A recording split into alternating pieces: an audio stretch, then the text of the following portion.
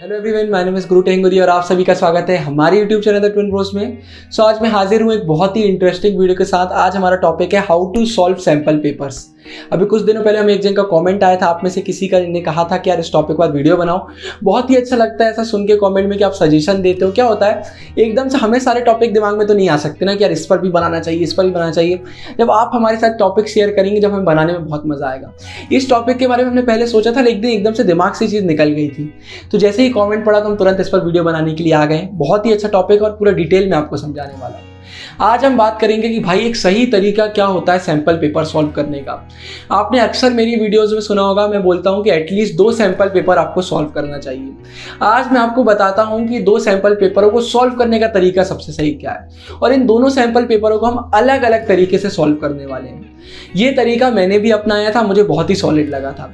और ये अपनाने का सिंपल रीज़न ये था यार कि मैं जब हिस्ट्री का प्रिपरेशन कर रहा था तो मैंने एक दिन सोचा कि यार सीबीएसई ने अपनी वेबसाइट पर सैंपल पेपर अपलोड कर दिया है हिस्ट्री का, लो देख लेते हैं। मैंने जब हिस्ट्री का सैंपल पेपर डाउनलोड किया तो मेरे होश उड़ गए। मतलब मुझसे समझ में ही नहीं आया कि मैं इसको सॉल्व कैसे करने वाला हूँ। इतना डिफिकल्ट लग रहा था। हालांकि जब मैंने प्रिपरेशन किया तो वो ईजी लगने लगा। और ऐसा आप में से बहुत सारे बच्चों के साथ हो रहा होगा। आप जब सैंपल पेपर खोल रहे हो आपको डर लग रहा होगा। तो यहाँ पर पूरा डिस्कस करते हैं तरीके क्या आते हैं। लेकिन इन 2 तरीकों को हम डिस्कस करें सैंपल पेपर को सॉल्व करने का, इससे पहले हमें यह समझना बहुत जरूरी है कि आखिर हम सैंपल पेपर सॉल्व क्यों करते हैं। मेनली 4 रीजन हमारे सामने आते हैं। एक हमारा रीजन आता है हमारी आंसर फ्रेमिंग को इंप्रूव करने के लिए। दूसरा रीजन आता है हमारा टाइम मैनेजमेंट के लिए कि भाई टाइम कैसे मैनेज करें। इसका तीसरा रीजन आता है पेपर पैटर्न को समझने के लिए कि भाई पेपर का पैटर्न कैसा है। और चौथा रीजन आता है ये देखने के लिए कि हमारा प्रिपरेशन कितना है, हम कितने पानी में इस समय। अब अगर आप इन चारों चीजों को एक ही सैंपल पेपर सॉल्व करते समय देखना चाहोगे तो बहुत डिफिकल्ट हो जाता है। इसलिए आज मैं आपको बताऊंगा कि कैसे इन 4 चीजों को आप 2-2 के ग्रुप में डिवाइड कर सकते हो और बहुत ही अच्छी स्ट्रेटेजी से सैंपल पेपर सॉल्व कर सकते हो। सो हमारे सामने जो पहली स्ट्रेटेजी आती है, इसमें आपको क्या करना है, आपको हर सब्जेक्ट में सेम फॉलो करना है। जैसे एग्जांपल ले लेते हैं पॉलिटिकल साइंस का। सबसे पहले आप क्या करो, जब सुबह उठते हो तो पॉलिटिकल साइंस का कोई भी एक सैंपल पेपर आप खोल लो और उसको पूरा पढ़ लो। अब आप बोल रहे हो यार भैया सैंपल पेपर सॉल्व करने का मीनिंग ही क्या निकला जब हम उसको पढ़ रहे हैं। अभी मैं आपको पूरा वो बता रहा हूँ। सबसे पहले आप सैंपल पेपर पूरा पढ़ लो, मतलब पूरा क्या क्या क्वेश्चन है, कितने मार्क्स के कौन से क्वेश्चन है, आप पूरा पढ़ लोगे। क्योंकि ये वाला जो हम सैंपल पेपर सॉल्व कर रहे हैं हम 2 चीज़ों के लिए कर रहे हैं। एक है हमारी आंसर फ्रेमिंग चेक करने के लिए, और दूसरा हमारा आता है टाइम मैनेजमेंट के लिए। बाकी हमें और कोई चीज़ों का लेना देना नहीं है। अगर आप थोड़ा सा नोटिस करेंगे तो एक जो हमारी आंसर फ्रेमिंग हो गई और हमारा टाइम मैनेजमेंट हो गया, इसका हमारे सिलेबस से कोई लेना देना नहीं है। ये एक अलग स्किल्स है जो एक स्टूडेंट में होनी चाहिए। मतलब आपका चाहे कितना भी सिलेबस हो गया हो, चाहे आपने पूरी बुक पढ़ ली हो, पूरी हमारी वीडियोस देख ली हो, अगर इन दोनों चीज़ों में कहीं ना कहीं कमी है तो आपको बोर्ड एग्जाम में प्रॉब्लम हो सकती है। तो पहला सैंपल पेपर हमारा आता है इन 2 चीज़ों को ठीक करने के लिए, और जितनी जल्दी हम इनको ठीक कर ले उतना बेटर होता है। तो आपने जब सुबह सैंपल पेपर पढ़ा, उसके थोड़ी देर बाद, एकदम से मत लिखना, नहीं तो अपने आंसर आप बिल्कुल सेम से सैंपल पेपर जैसे लिखने लगोगे। थोड़ा टाइम दो, सुबह सैंपल पेपर पढ़ लो, 2 घंटे बाद या शाम को कर लो जब आपका मन करे। अब सैंपल पेपर आप सॉल्व करने बैठो। अब टाइमर बिल्कुल आपको डालना है। हम लास्ट में वीडियो में डिस्कस करेंगे कि कैसे आपको क्या पूरा फॉलो करना है। सबसे पहले आप ये सैंपल पेपर सॉल्व करो। अब जब आप इसको सॉल्व करके उठोगे तो आपको कुछ चीज़ें क्लियर होने वाली हैं। पहली चीज़ आपकी क्लियर हो जाएगी कि भाई मेरे पास टाइम कहाँ पर कमी पड़ रही है, कहाँ पर टाइम कम लग रहा है, ज़्यादा लग रहा है, पूरा सब आपको क्लियर हो जाएगा। मतलब आपको टाइम मैनेजमेंट का आपके दिमाग में फिट हो जाएगा भाई कि इस सब्जेक्ट में मुझे कैसे कैसे मेहनत करना है कि भाई मैं पेपर अपना कम से कम 15 से 20 मिनट पहले खत्म कर सकूँ। इसके बाद दूसरी चीज़ आपको क्लियर हो जाएगी कि मेरी आंसर फ्रेमिंग किस लेवल की है। जब आपका सैंपल पेपर हो जाए तो अपने आंसरों को सैंपल पेपर के आंसर से मैच करो। कभी एकदम सेम टू सेम नहीं देखेंगे आपको। सैंपल पेपर में शॉर्ट आंसर होते हैं और बहुत ही हाई लेवल आंसर दिए होते हैं। आप बस इतना देखो कि मेरे आंसर सही है कि नहीं उससे मैच करके, और ये देखो कि भाई कहीं ना कहीं आंसर फ्रेमिंग मुझे अच्छी लग रही है नहीं लग रही है, पूरा आप उसमें चेक करो।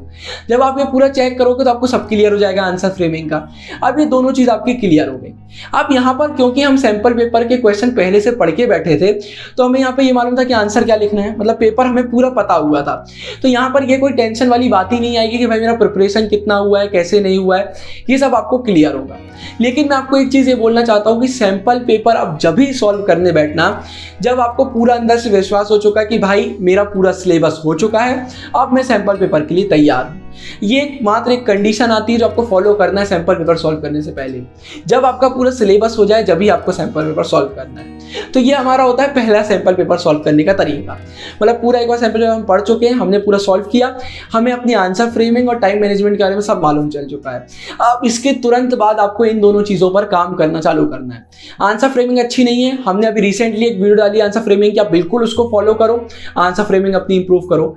टाइम मैनेजमेंट इंप्रूव करना है तो स्पीड बढ़ाओ अपनी थोड़ी लिखने की, आंसर जल्दी जल्दी दिमाग में फ्रेम करने का ट्राई करो। प्रैक्टिस से होगी हर चीज़, प्रैक्टिस करते जाओ सब हो जाएगा। ये होता है पहला सैंपल पेपर।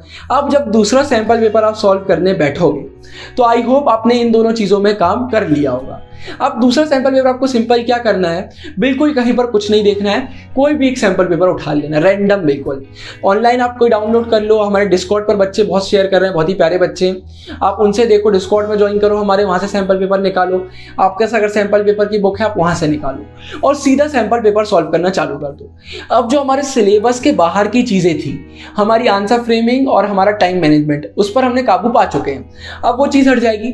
अब आप जब ये 3 घंटे में सैंपल पेपर सॉल्व करोगे तो आपको 2 चीजें एकदम क्लियर हो जाएंगी। ये आपका दूसरा सैंपल पेपर था तो पूरा पेपर पैटर्न आपको क्लियर हो चुका होगा और दूसरी चीज आपको ये मालूम चल चुका होगा कि भाई मेरा प्रिपरेशन किस लेवल का है, क्योंकि आपने क्वेश्चन पहले से नहीं पढ़े हुए होंगे। आपको पूरा क्लियर हो जाएगा कौन से चैप्टर के आंसर मुझसे नहीं बन रहे थे, कौन से चैप्टर के आंसर मुझसे बन गए, पूरा आपका एक सीन सही हो जाएगा। अब इसके बाद अगर आपके पास फिर भी बहुत टाइम बचता है तो आप और सैंपल पेपर सॉल्व कर सकते हो, लेकिन अगर आपने 2 ही बार सॉल्व किया तो आपका काम हो सकता है, कोई प्रॉब्लम नहीं है। मेरे पास भी टाइम की कमी बची थी तो मैंने क्या किया था, 2 सैंपल पेपर ही सॉल्व कर पाया था मैं। फिर मैंने बाद में क्या किया था, बाकी जितने सैंपल पेपर मेरे पास थे उनकी मैंने एक बार रीडिंग कर ली थी कि भाई कोई इंपॉर्टेंट क्वेश्चन हो, कुछ पता चल जाए, इसके लिए काम आता है। तो ये 2 चीजें आपको बिल्कुल करना है और आप देखना आपको एकदम अंतर देखने को मिलने वाला है। मतलब हम 4 चीज़ों पर बिल्कुल काबू पा लेंगे। एक हमारा होगा प्रिपरेशन हमारा सही होने लगेगा, हमारा आंसर राइटिंग सुधर चुका होगा, टाइम मैनेजमेंट हमारा पूरा हो चुका होगा, पेपर पैटर्न हमको पूरा पता चल चुका होगा। अब इसके बाद बात कर लेते हैं कि सैंपल पेपर जब सॉल्व करने बैठे तो उसके पहले हमें क्या करना है। सिंपल बात मैं आपको ये बोलना चाहूँगा कि अपने पास बिल्कुल एक स्टॉप वॉच रखो, उसमें आप टाइम डाल दो 3 आवर्स 15 मिनट डाल दो। अभी 15 मिनट्स में आपसे क्यों डलवा रहा हूँ, कभी भी रीडिंग टाइम को इग्नोर मत करना। बहुत सारे बच्चे रीडिंग टाइम का फायदा उठाना नहीं जानते। रीडिंग मार्क्स आपके एक रीडिंग का जो टाइम होता है एकदम आपके मार्क्स बढ़ा सकता है। रीडिंग टाइम बहुत इंपॉर्टेंट होता है, ठीक है, इसलिए 3 आवर्स 15 मिनट्स का टाइमर डालो। जब आप पेपर सॉल्व करने वाले हो तो देख लो कोई भी डिस्ट्रैक्शन ना हो, मोबाइल आजू बाजू आपका नहीं होना चाहिए। घर में सबको बता दो कि मुझे कोई डिस्टर्ब ना करे। बिल्कुल करने आपके सामने बैठना, अपना पानी आनी लेकर बैठो, पेन पेंसिल लेकर बैठो, बार बार उठना ना पड़े आपको। और बिल्कुल अपना टाइमर ऑन करो, 15 मिनट पहले पेपर की अच्छे से रीडिंग करो और पेपर करना चालू कर दो। जब पेपर सॉल्व कर रहे हो तो एक नज़र टाइम पे रखो, कौन से सेक्शन में मुझे कितना टाइम लग रहा है, कहाँ ज़्यादा लग रहा है, कहाँ कम लग रहा है। बाजू में अपनी नोट वाली एक कॉपी आप रख सकते हो और वहाँ जल्दी जल्दी नोट बनाओ। ऐसा पूरा आपको करना है। अगर कई बच्चों को लग रहा होगा कि यार ये भैया ने जो 4 चीज़ें बोली हम एक सैंपल पेपर में भी तो एक साथ कर सकते हैं, 2 अलग अलग तरीके सॉल्व करने की क्या ज़रूरत है। देखिए बोर्ड एग्जाम में आपको एक मौका मिलता है, ठीक है, वहाँ पर आप जाके पेपर दे के आ जाओगे, वहाँ कुछ गलत हुआ तो गलत हो जाएगा। लेकिन जब घर में आपको मौका मिल रहा है कि आप एक नहीं आप चाहो तो 100 सैंपल पेपर सॉल्व कर सकते हो, तो क्यों ना हम चीज़ों को बराबरी से बांट ले। जब अभी हमारे पास टाइम बचा है, हर एक चीज़ों पर बारीकी से काम करें। एक साथ अगर आप पूरे सैंपल पेपर ले लोगे तो चारों चीज़ों में दिमाग आपका घूम जाएगा। जब आपका पेपर खत्म होगा ना तो एक तरफ आपको आएगा कि ये 6 मार्क्स वाला जो आंसर था शायद ये मुझसे इसलिए नहीं बन रहा था क्योंकि मेरा चैप्टर क्लियर नहीं है, लेकिन दूसरी तरफ आपका माइंड बोलेगा नहीं तुम्हारे पास टाइम की कमी थी इसलिए तुमसे नहीं बना। मतलब 2-3 बातें घूम कर आपका ये हो जाएगा कहीं ना कहीं आपका प्रिपरेशन कम होने लगेगा। इसलिए ये स्ट्रेटेजी बिल्कुल आपको फॉलो करना है। तो इसी नोट के साथ इस वीडियो को खत्म करता हूँ। आई होप आपको वीडियो अच्छी लगी होगी और कोई टॉपिक पर वीडियो चाहिए तो कमेंट में जरूर बताइएगा। बाकी मैं तो मिलता रहूंगा नई वीडियोस में, तब तक के लिए साइनिंग ऑफ, गुरु टेंगुरिया, बाय बाय।